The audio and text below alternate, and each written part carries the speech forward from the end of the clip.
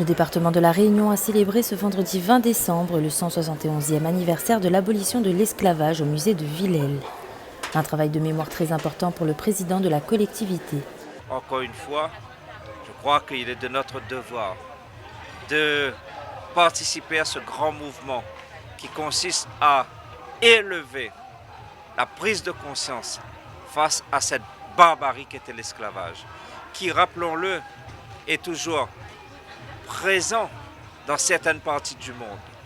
Eh bien, ici à La Réunion, nous avons la chance de dire que l'esclavage a été aboli il y a 170 ans.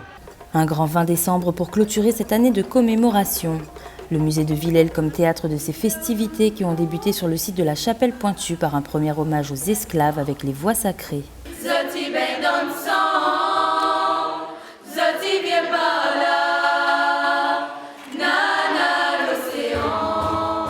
Je trouve que c'est formidable parce que dans certains pays, malheureusement, on a perdu un peu cette célébration. C'est vrai que c'est une célébration qui peut être festive, mais qui doit être également un moment de recueillement.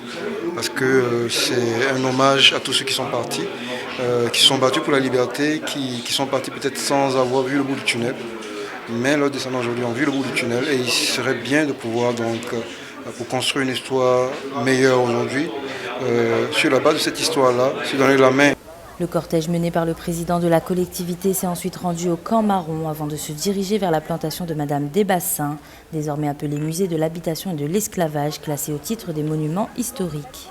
Il y a tout ce travail qui est aussi mené par le département et accompagné par l'État pour faire, je dirais, de ce domaine de Villèle un futur musée de l'habitation et de l'esclavage.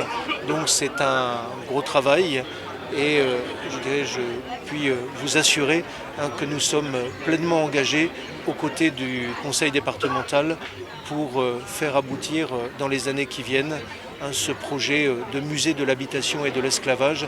Je crois que c'est vraiment très attendu de la part de nos concitoyens et nous serons au rendez-vous. Un rappel historique sous l'œil de la statue de Madame Desbassins dévoilée à cette occasion. Jusqu'à tard dans la nuit, le Maloya a résonné pour que l'histoire ne s'oublie jamais.